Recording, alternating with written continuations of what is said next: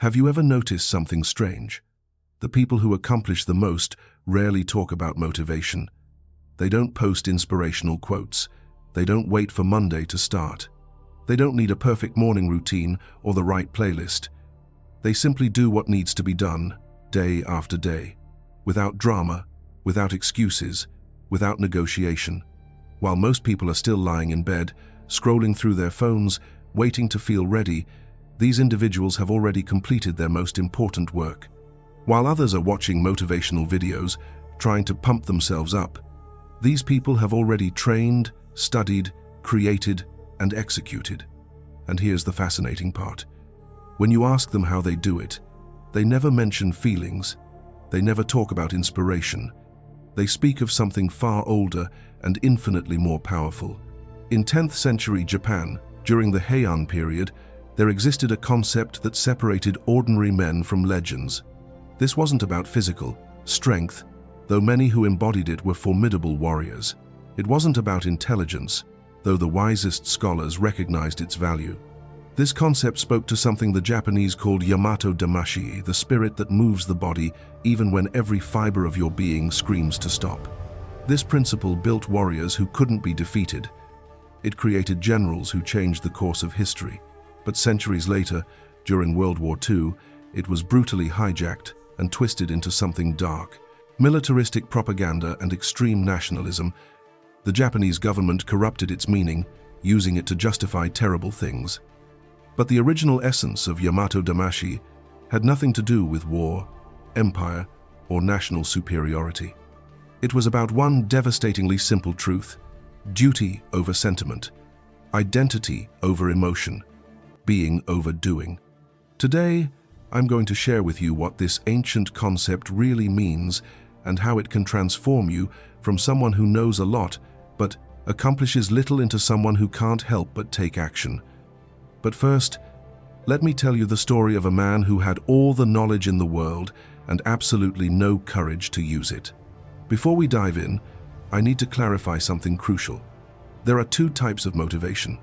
The first is what we might call excitement, that temporary surge you feel after watching an inspiring video or reading a powerful quote. It feels good, but it evaporates like morning dew. The second type is what the Japanese call ikigai, your reason for being, your purpose for action. In this video, we're going to explore why the first type of motivation, excitement, is actually sabotaging your progress, and why you need something much deeper. Now, before we continue, I want to invite you to subscribe to Presence and Purpose. We're building a community of people who are tired of empty motivation and ready for real transformation. Hit that subscribe button, ring the bell, and drop a comment below. Tell me, what's the one action you keep putting off? What's the goal you've been planning forever but never executing? Share it honestly. And while you're there, help others who comment. Maybe someone needs advice in an area where you're experienced. Let's create a space where we actually help each other grow, not just consume content. Thank you for being here. Now, let's begin. Chapter 1. The Man Who Knew Everything and Did Nothing. The year is 950, Heian period, Japan. Tadayoshi is 24 years old, and he's already read more books than men twice his age. Born into a noble family, he has access to resources most people can only dream of. Chinese military classics, Buddhist texts, the strategic writings of Sun Tzu, the philosophical teachings of Confucius, while other young nobles waste their time at parties, writing poetry about cherry blossoms and getting drunk on sake. Tadayoshi studies. He studies military strategy, battle formations, combat tactics, the psychology of warfare. He has a dream, you see, to become a great warrior, perhaps even a general who will change the fate of Japan. His mind is sharp, his memory is exceptional. He can quote ancient texts verbatim and debate military theory with scholars decades older.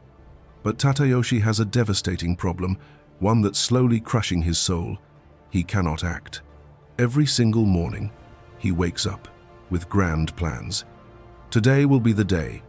Today, he'll finally pick up his sword and train until his hands bleed. Today, he'll push his body to its limits. Today, he'll stop being a scholar pretending to be a warrior and actually become one. But then, something always happens.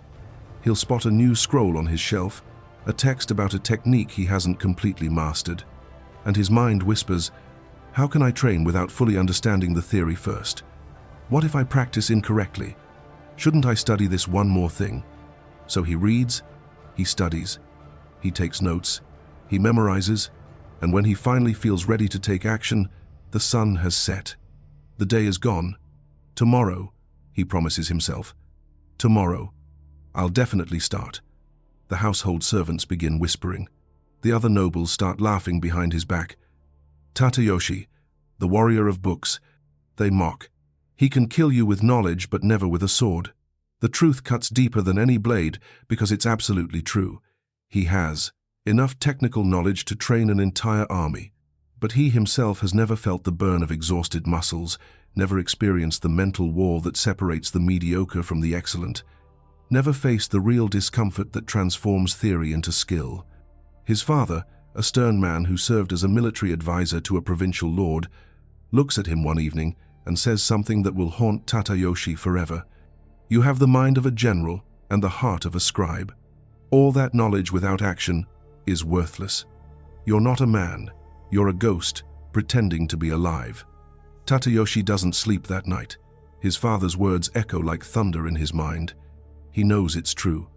All those years of studying, all those books, all that knowledge, and he remains exactly the same. Weak, hesitant, trapped inside his own head, paralyzed by overthinking. But the next morning, something different happens. For the first time in years, Tadayoshi doesn't open a book. He walks out the door. Chapter 2. The Meeting in the Forest. Tadayoshi wanders aimlessly through the forest, near his family's estate. The morning air is cold, biting. The sun has barely risen. He doesn't know what he's looking for. Maybe clarity. Maybe permission to go back to his comfortable life of books. Maybe just a walk to clear his head. That's when he hears it, a rhythmic, repetitive sound. Metal cutting through air, wood striking wood, consistent, relentless, hypnotic. He follows the sound to a small clearing and freezes. There stands a man, perhaps 50 years old, with graying hair tied back in a simple bun. His body is marked with old scars, white lines across his arms, a jagged mark on his shoulder. He's moving with a wooden sword, performing the same sequence over and over and over, the same cut, the same stance, the same breath, hundreds of times. Tadayoshi watches, mesmerized. There's no emotion on the man's face, no expression of effort or satisfaction, just pure, constant, relentless movement. This is what discipline looks like, Tadayoshi realizes. Not exciting, not motivated, just present, just doing. When the man finally stops, Tadayoshi approaches nervously. "Master," he begins, using the term of respect automatically. "I've watched you train. You have a discipline I've never seen. Please, teach me." The man looks him over slowly, takes in the fine silk clothes, the soft, uncalloused hands, the posture of someone who's never done real physical labor. "No," he says simply, and begins to turn away. "Wait." Tadayoshi's voice cracks with desperation. "I've studied all the techniques. I know Sun Tzu's Art of War by heart. I know formations, strategies, the writings of the great Chinese generals. I can learn quickly. I promise." The man stops, turns slowly. His eyes are hard as stone. "You know techniques?" There's something almost amused in his voice. "Good, go use them yourself." And he continues walking. Something breaks inside Tadayoshi. All his pride, his identity as the educated noble, shatters. "Please," he shouts, "I need to change. I need to become more than I am." The man stops again. This time he's silent for a long moment. Finally, without turning around, he says, "You're going to give up." "I won't," Tadayoshi replies immediately. "Everyone gives up. I won't." The man turns and studies Tadayoshi's face carefully. He sees desperation there. But despair is just another feeling, and feelings pass like clouds. Still, perhaps this young noble needs to discover this truth for himself. "Tomorrow," the man finally says, "before sunrise. Here, if you show up, I'll consider teaching you. If you don't ever come back." Tadayoshi nods fervently. "I'll be here. I promise." The man almost laughs. "Promises," he mutters, as if promises meant anything. Chapter 3. The first test. Tadayoshi doesn't sleep that night. Every time he closes his eyes, he sees the man's stern face. Hears his voice. "You're going to give up." He can't give up. Not this time. He refuses to be the warrior of books anymore. He arrives at the clearing a full hour before dawn. It's freezing cold, dark. He waits, shivering, watching for the first rays of sunlight to touch the trees. The man appears like a ghost. One moment the clearing is empty. The next he's simply there, standing silently. He looks at Tadayoshi with what might be surprise or disappointment, it's impossible to tell. "You came," the man observes. "It's not a compliment." "I said I would come." "Words," the man murmurs. "Today, I'll find out if you have anything more than words." What follows is absolute hell. The man, who finally reveals his name as Kaito, starts with something deceptively simple. A basic fighting stance, crouching, knees bent, back straight, arms extended, holding a wooden sword parallel to the ground. This position, Kaito explains, is the foundation of everything. "How long?" Tadayoshi asks. "Until I tell you to stop." 2 minutes later, Tadayoshi's legs are shaking. 5 minutes later, he's drenched in cold sweat. 10 minutes later, every single fiber of his body is screaming at him to move, to straighten, to stop this madness. "Master, I don't think I can." Silence. Kaito's voice cuts through the air like a blade. He's sitting on a rock, staring at Tadayoshi with the same impassive expression. "Your mind is telling you to stop. It lies. Your body is capable of far more than your mind believes." 15 minutes. Tadayoshi feels tears in his eyes, not from sadness, but from pure physical agony. Every muscle is on fire. I can't." "Stop," Kaito says suddenly. Tadayoshi collapses forward, gasping for air as if he's just run a marathon. His legs won't stop trembling. He looks up at Kaito, hoping for what? Understanding? Encouragement? What he sees is disappointment. 15 minutes? Kaito says. "And you already want to give up. Do you think battles last 15 minutes? Do you think enemies wait for you to feel comfortable?" Tadayoshi lowers his head. "The shame is overwhelming." "Go home," Kaito says, standing up. "You don't have what it takes." Something shatters inside Tadayoshi. But from that breaking, something else emerges. Something harder. "No," he says, forcing himself to stand on shaking legs. "I'll do it again." Kaito looks at him with new interest. "You think motivation will save you? This anger you feel right now, it will pass. Tomorrow morning, you'll wake up sore, exhausted, and you won't want to come back." "I'll come back." "Why?" It's not a rhetorical question. It's a test. Tadayoshi opens his mouth to answer, then closes it. Why would he come back? Because he wants to be a warrior? That's a feeling. Because he's ashamed? That's also a feeling. And Kaito is right, feelings pass. "You don't know," Kaito observes. "And because you don't know, you won't last." He begins walking away. "Wait," Tadayoshi shouts. "Tell me then. Tell me why I should come back." Kaito stops, turns slowly. "Because it's your duty." "Duty?" Tadayoshi repeats, confused. "Duty to whom?" "To yourself. To the man you promised to become." Listen carefully. Motivation is a feeling. Duty is an order. Feelings change with the wind. Duty remains even in the storm. Kaito takes another step, then stops once more. We Japanese have a word for this, Yamato Damashii, the Japanese spirit. It's not about feeling like doing something. It's about doing it because it's who you are. Chapter 4. The second day and the first real lesson. Tadayoshi returns the next day. Not because he wants to, his entire body aches. His legs can barely support his weight. Every muscle protests with each step. But he remembers Kaito's words. Duty remains even in the storm. Kaito is waiting. This time, his face shows something different. Not approval exactly, but recognition. "You're back," he says. "I said I'd be back. Yesterday you said it with emotion. Today you say it with weariness. Which is truer? Tadayoshi thinks. Today, exactly. Yesterday you were motivated. Today you're fulfilling your duty. One disappears, the other doesn't. Kaito makes him assume the same stance as yesterday. But this time, before they begin, he explains. Yamato Damashii isn't something you feel, it's something you do until you become it.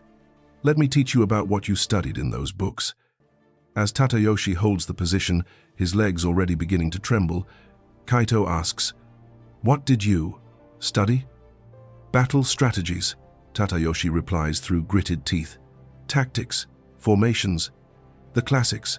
And that made you a warrior?" "No. Why not?" Tadayoshi doesn't respond immediately, focused on the burning pain. "Because I didn't act." "Partially correct," Kaito says.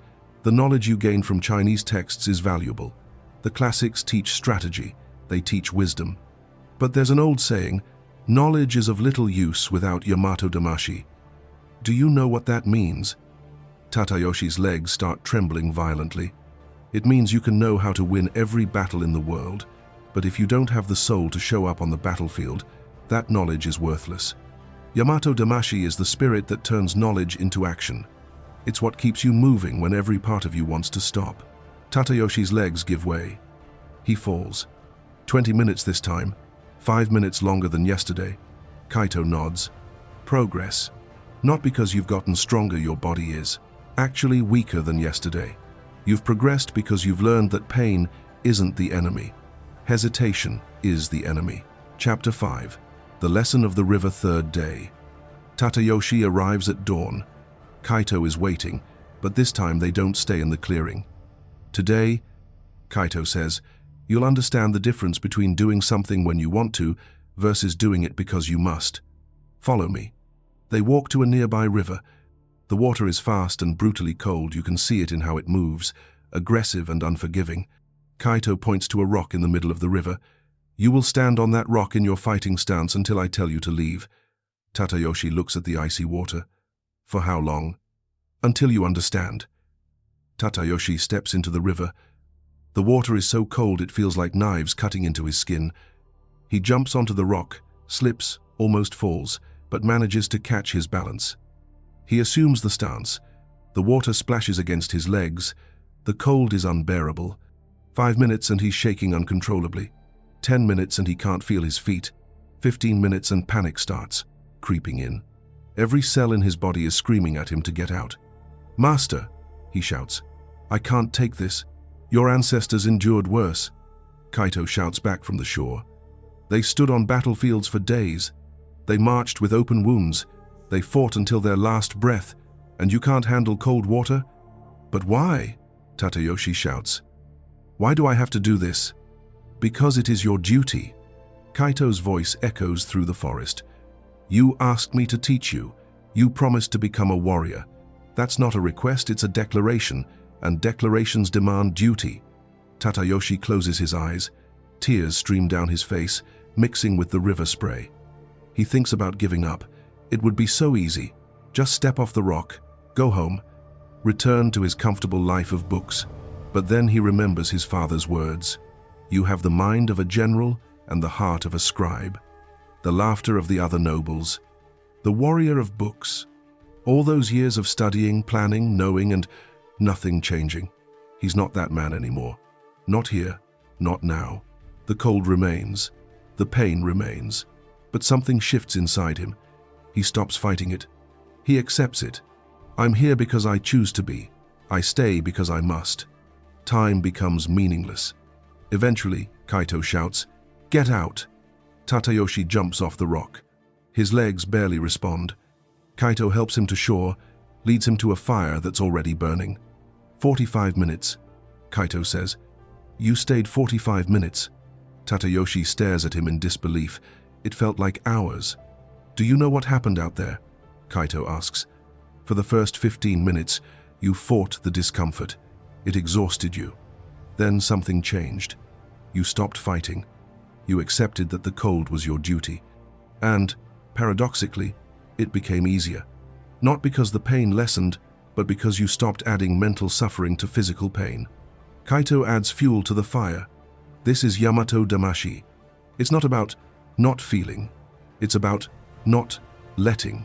Feelings dictate your actions. Did you feel cold? Yes.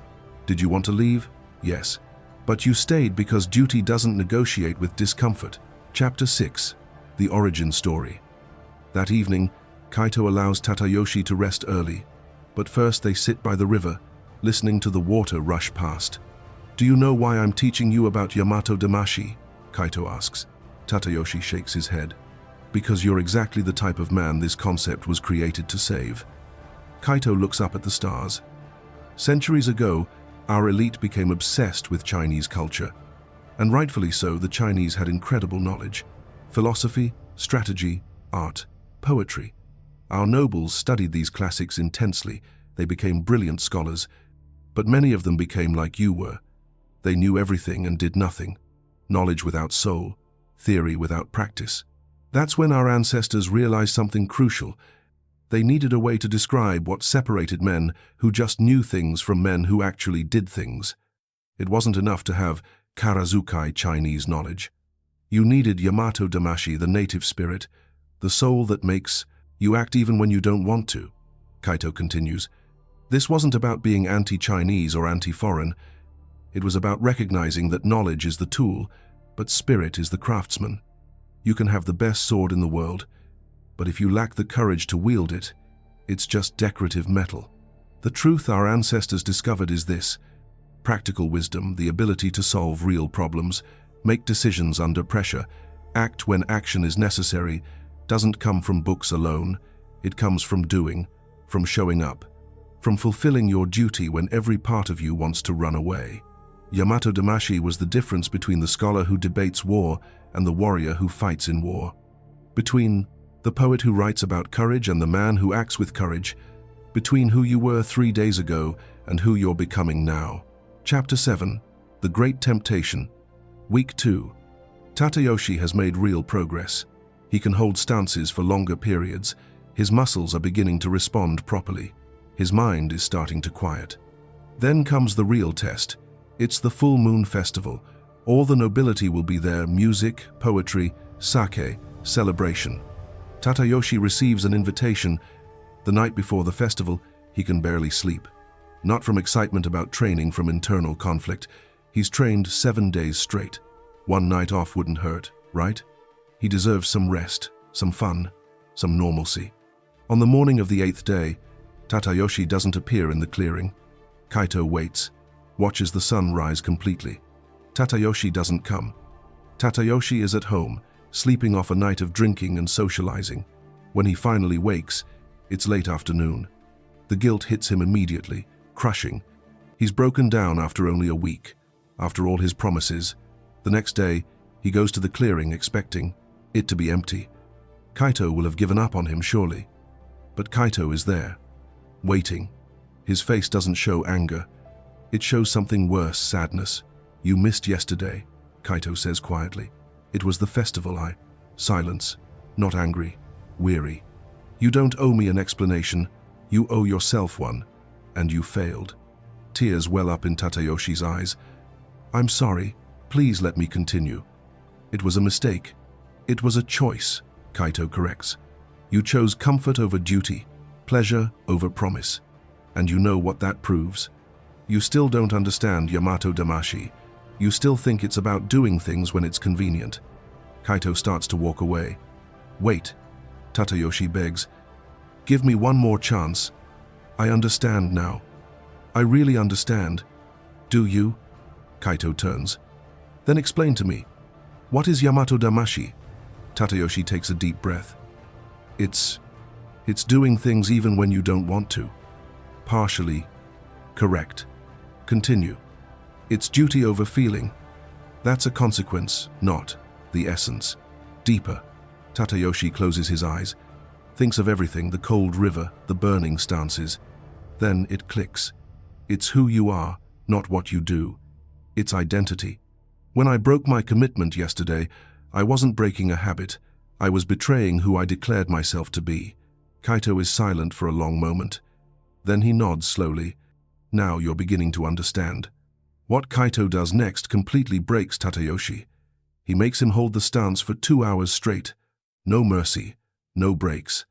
As Tadayoshi finally collapses, trembling and crying, Kaito says, "This pain, you chose it yesterday. When you break your duty, you don't escape consequences. You only postpone them, and they come back worse." Chapter 8. Identity, not action. The next day, Kaito teaches differently. Instead of physical training, he makes Tadayoshi sit. "Do you think discipline is about doing difficult things?" Kaito asks. "Yes? No. Discipline is about being someone for whom these things are non-negotiable. There's a huge difference between I should train and I am someone who trains. One is desire. The other is identity." Kaito draws in the dirt. "Look, when you say I want to be a warrior, you create distance between who you are now and who you want to be. This distance allows negotiation. I want to, but not today. I want to, but I'm tired. I want to, but it's the festival. But when you say I am a warrior, there's no distance, no negotiation. Warriors train not because they want to, but because it's what warriors do. It's identity, not choice." Something clicks in Tadayoshi's mind. So, Yamato Damashii isn't about forcing action? Exactly. For the first time in weeks, Kaito smiles. Yamato Damashii is about embodying an identity so completely that action flows naturally. You stop asking, "Should I?" and start simply doing because it's impossible not to. It's who you are. Think of the great warriors of the past, Kaito continues. They didn't wake up every day deciding whether to train. That question didn't exist. They were warriors. Warriors train. Simple. The problem with your book knowledge wasn't that you had knowledge. It was that you identified as a scholar who wanted to be a warrior, not as a warrior who studies. See the difference? Tadayoshi sees it clearly for the first time. In the coming months, Kaito says, I will teach you how to change your identity. Not through thought, through repetition, so consistent that your body and mind have no choice but to accept you are no longer who you were. Chapter 9. The Transformation. The following months are brutal, but something fundamental changes in Tadayoshi. He stops negotiating with himself. Kaito teaches him a simple principle. Decide once, act 1,000 times. Tadayoshi decides who he is, not who he wants to be, who he is. Then he lives as that person. No questions, no negotiations. 90 days, every single day before sunrise. No exceptions. No, just not today. No, I'm too tired. The question, am I going to train today, simply stops existing. Of course he will. Warriors train. He is a warrior. Week 6. Something strange happens. Tadayoshi starts waking before his alarm. His body automatically begins preparing. By week 8, he realizes he's not thinking about training anymore. He just shows up. Kaito watches with satisfaction. See? Your brain finally accepted it. You're not forcing anymore. It's flowing. The real transformation comes on day 63. Tadayoshi wakes up sick. Fever. Body aching. Mind foggy. The old voice whispers, You must rest today. He gets up anyway. Staggers to the clearing. Kaito sees his condition immediately. You're sick, Kaito observes. I am. Why did you come? Tadayoshi replies without thinking. Because that's who I am. Kaito smiles, not a small smile, but a huge one of genuine pride. Now you understand. Yamato Damashii isn't about being strong. It's about being unshakable. Not in power, but in identity. Go home, Kaito says gently. Rest today. You've proven your point. You didn't come to prove yourself to me. You came because you can't help but come. You've changed. Chapter 10. The Final Lesson, Day 90. 3 months of non-stop training, Tadayoshi is no longer the same man. Physically transformed muscles where there was softness, calluses where there was soft skin, but the real change is invisible. Kaito sits him down one final time. You've completed your training period. Now I'll tell you the truth you needed to discover yourself. Yamato Damashii was never about training. It was about death and rebirth. The Tadayoshi who arrived here 3 months ago, the man who knew everything and did nothing, he died. Every single day when you woke and chose duty over comfort, you were killing him and being born anew. The books you read weren't wrong, Kaito continues. Your knowledge is valuable, but knowledge without soul is a corpse. Beautiful perhaps, but dead. Yamato Damashii is the soul that animates knowledge. It transforms information into wisdom, theory into practice, intention into reality. Kaito stands. There's one last thing to show you. He leads Tadayoshi to an open field. 20 armed men wait there, soldiers. Real warriors. These men need an instructor, Kaito explains. Someone who understands strategy but has also proven they can execute. Someone with Yamato Damashii. Tadayoshi looks at the men, then at Kaito. You're recommending me? No, I'm handing you your duty. You spent 3 months learning to be a warrior. Now you'll teach others not through books, though your books are useful. Through example, through identity. Through Yamato Damashii, Chapter 11. 5 years later. 5 years pass. Tadayoshi, now 29, has become exactly what he dreamed of. Not just a warrior, a general. A leader men follow not from fear but from respect. He commands 300 soldiers. He's won 3 important battles, but more importantly, he's taught what Kaito taught him. Yamato Damashii. His soldiers aren't the strongest. They don't have the best equipment, but they have something enemy armies don't negotiate. When orders come, they execute without hesitation, without internal questioning. Not because they're blind, but because they have identity. We are Tadayoshi's soldiers, they say. And Tadayoshi's soldiers don't break. One day, a young recruit comes to him, intelligent, studious, but weak. Tadayoshi sees himself. General, the young man says, I've read all the manuals, I know all the techniques, but in training, I freeze. I know what to do, but can't do it. Why? Tadayoshi smiles. He's waited years for this. Question. Because you have knowledge without soul. Knowledge tells you what to do. Yamato Damashii makes you do it. Come with me tomorrow before sunrise. I'll teach you what no book can teach. And the next day, in a clearing in the forest, the cycle begins again. Chapter 12. Distortion and Return. Tadayoshi lives to 67. He sees much change in Japan but never forgets Kaito's teachings.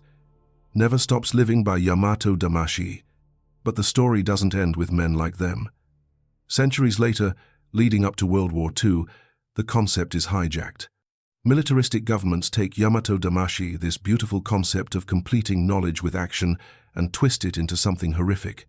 They claim Yamato Damashii means dying for the emperor. Blind nationalism. Japanese superiority. Soldiers fighting to death not from personal duty but fanatical obedience. This wasn't Yamato Damashii. It was propaganda wearing a sacred name. The real Yamato Damashii, the one Kaito taught, had nothing to do with national superiority. It was about personal superiority, not being better than others, but better than you were yesterday. About the internal war. About killing the version of yourself that negotiates, postpones, knows but doesn't act, and being born as someone who simply executes. Not from emotion, but from identity. Today, the term carries scars from that dark period. Many Japanese avoid using it. But the essence, the truth, never died. It lives every time someone chooses duty over feeling, every time someone shows up when they don't want to, every time someone turns knowledge into action, theory into practice, intention into reality. Chapter 13. Applying Yamato Damashii. Today, you don't need to be a samurai to experience Yamato Damashii. You don't need to be Japanese. Because at its core, this isn't about culture, it's about universal human truth. Here's that truth. Motivation is a lie. Motivation is a feeling. Feelings change with the wind. Monday, you're motivated. Wednesday, you're tired. Friday, you give up. Sunday, you promise to start again. This cycle kills dreams, kills potential, kills who you could become. Yamato Damashii is the answer. Here's how it works. First, stop making promises about what you'll do. Make declarations about who you are. Don't say, I'm going to the gym. Say, I'm someone who trains. Don't say, I should read more. Say, I'm someone who reads daily. The difference seems small but changes everything. Second, understand that duty is non-negotiable. When you say, I am someone who does X, You're not creating a goal, you're creating identity. Identity doesn't have days off. You don't get a day off from being you. Third, accept that transformation requires pain. Breaking comfort cycles hurts. Creating good habits and abandoning bad ones hurts. But pain is like bitter medicine, uncomfortable at first, but it heals. Fourth, knowledge without action is illusion. You can study training for years and remain weak, read about business and stay broke, learn about relationships and stay alone. Why? Because you have knowledge, but not Yamato Damashii, the spirit to execute. Knowledge shows the way. Yamato Damashii makes you walk. Fifth, consistency trumps intensity. Tadayoshi didn't become a warrior in one day of intense training. He became one in 90 days of showing up every single day, even sick, even tired, even when he didn't want to. Transformation doesn't come from one heroic effort. It comes from 1,000 small acts of fulfilled duty. Don't focus on impossible tasks. Instead of studying 16 hours one day, study 3 hours consistently every day. Don't worry about hours per day.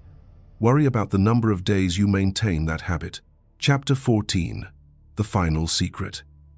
But there's one final secret Kaito taught Tadayoshi only on the last day. Something that completely changes how you view discipline. After 90 full days, Kaito said something that sounded like contradiction. Now that you've learned Yamato Damashii, I'll teach you when to break it. Tadayoshi was confused. Break it? But you said duty is non-negotiable. And it doesn't negotiate, Kaito confirmed. But there's a difference between breaking from weakness and adjusting from wisdom. Yamato Damashii isn't about self-punishment. It's not about destroying your body or mind in the name of blind consistency. It's about serving your greater purpose, not rigidly following rules. If you're truly sick, not lazy, but truly sick, resting isn't breaking Yamato Damashii. It's honoring it. You're resting to serve better tomorrow, not running away because you don't want to do today. See the difference? Tadayoshi saw. It was about intention. Warriors rest strategically to fight harder, Kaito said. Cowards rest emotionally to avoid fighting. Same action, opposite intention. The test is simple. Ask yourself, why am I stopping today? If the answer is because I don't want to, or because it's hard, or because I deserve a break, you're negotiating. Kill that thought. Execute. But if the answer is because my body needs recovery to perform better tomorrow, that's not negotiating. That's strategy. Yamato Damashii without wisdom is fanaticism, Kaito continued. Yamato Damashii with wisdom is mastery. Never confuse the two. That was the final lesson, and the most important, because Yamato Damashii's goal was never creating robots that execute blindly. It was creating warriors who execute with purpose, who understand that discipline serves something greater. That duty isn't a prison, it's the freedom to decide once and live 1,000 times without the burden of constant decisions. The truth available to you. Now Tadayoshi's story ends, but the truth he discovered doesn't. That truth is available to you right now, in this moment. You don't need more motivation. Motivation is fuel that runs out. You need Yamato Damashii. You need an identity so strong that action isn't a choice, it's an inevitability. You need to understand that all the knowledge you have, all the courses, books, videos, strategies, are worthless without the spirit to execute. Knowledge is of little use without Yamato Damashii.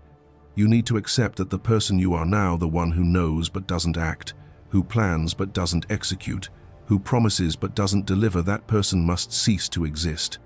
And you're the one who defeats them. Every single day. By fulfilling your duty. By taking action when you don't want to. By being consistent when it's inconvenient. In that person's place, something new is born. Someone unwavering. Someone who doesn't negotiate. Someone people look at and think, how does he do it? And the answer is simple. He doesn't do it. He is it. This is Yamato Damashii. It's not a Japanese technique, it's human truth. It's the difference between dreaming and living, between wanting and being, between dead knowledge and living wisdom. When you finally understand this, not intellectually but viscerally, deep in your soul, you'll realize you'll never need motivation again. Because you won't be doing things, you'll be being someone. and this person simply cannot help but act. If this video changed your perspective on discipline and action, I want to invite you to subscribe to Presence and Purpose. We're building something special here, a community of people who are done with empty motivation and ready for real transformation. Hit that subscribe button and ring the bell so you don't miss future content that will continue this journey. And listen, drop a comment below right now. Tell me honestly, what's the one action you've been putting off? What do you know you need to do but keep postponing? Share it. And while you're there, help someone else who commented. Maybe they need advice in an area where you have experience. Let's create a real community of people helping each other grow. Remember, knowledge without Yamato Damashii is just dead information taking up space in your head. Knowledge with Yamato Damashii is the power to transform your life. The choice is yours, but choose quickly. Because every day you put it off, the old you grows stronger. One day it will win unless you defeat it today. If you've watched this far, thank you for your attention. You've already proven you have something most people don't. Now use it. Take action. Be present. Walk with honor. Follow the path. See you in the next video.